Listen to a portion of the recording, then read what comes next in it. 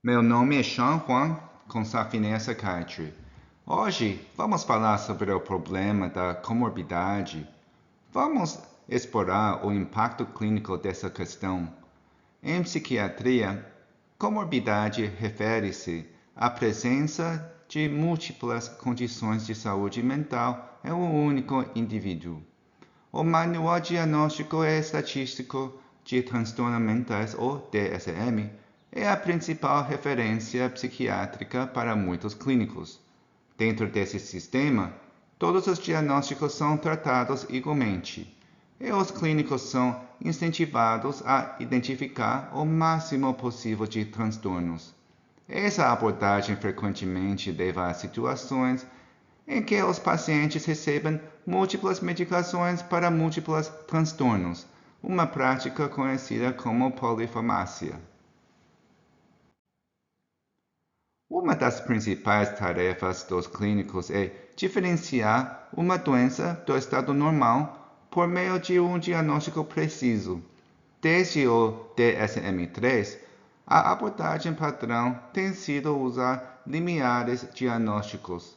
A ideia é que, à medida que os sintomas ou disfunções aumentam em gravidade, um ponto de corte ajudará a diferenciar aqueles que devem ser diagnosticados daqueles que não devem.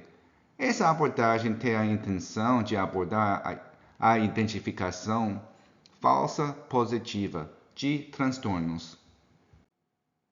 O DSM também aplica agora uma abordagem sintoma-função. Isso significa que sintomas mais graves com comprometimento funcional têm prioridade diagnóstica maior do que os sintomas mais leves. Um exemplo comum ocorre quando um paciente procura a clínica com sintomas tanto de depressão quanto de ansiedade. Se o paciente tiver sintomas depressivos mais graves, o clínico tende a diagnosticar a depressão como o principal transtorno psiquiátrico. Aqui estão alguns exemplos que ilustram as limitações da abordagem sintoma-função no diagnóstico psiquiátrico. Por exemplo, quando um paciente enfatiza a insônia como grave, os sintomas depressivos podem ser perdidos.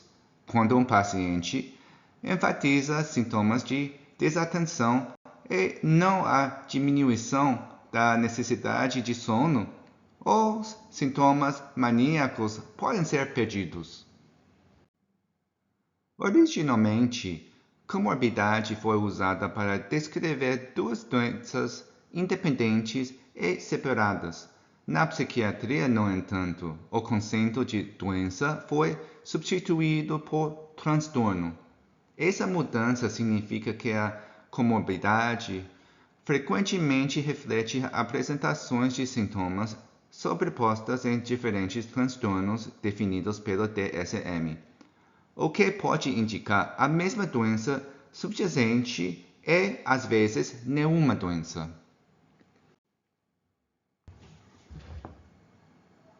Uma das consequências diretas da abordagem do DSM para comorbidades é a polifarmácia.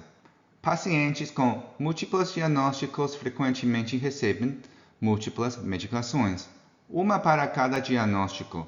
Isso pode levar a efeitos adversos aumentados, interações medicamentosas e, em geral, maior complexidade na gestão farmacológica. Qual poderia ser outra abordagem para o diagnóstico psiquiátrico?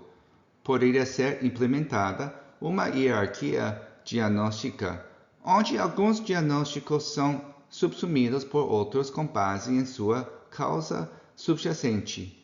O princípio geral é que doenças polissintomáticas deveriam ser eliminadas primeiro.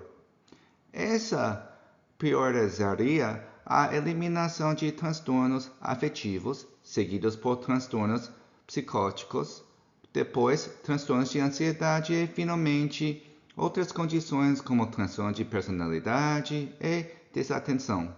Um exemplo de como isso funcionaria: transtornos afetivos, transtornos psicóticos e transtornos de ansiedade podem todos causar problemas de atenção. No entanto, TDAH não causaria transtornos de humor, ansiedade ou psicóticos. Agora, mesmo dentro de um grupo na hierarquia, diferentes doenças estariam mais altas na hierarquia do que outras. Por exemplo, a depressão unipolar seria um diagnóstico de exceção em relação ao transtorno bipolar. Isso é, apenas se o transtorno bipolar fosse primeiro eliminado, a depressão unipolar seria possível de diagnosticar. A abordagem da hierarquia diagnóstica poderia levar a um tratamento mais eficaz. Por exemplo, quando pacientes com transtorno bipolar são tratados com lítio, os sintomas de ansiedade e desorientação associados tendem a melhorar.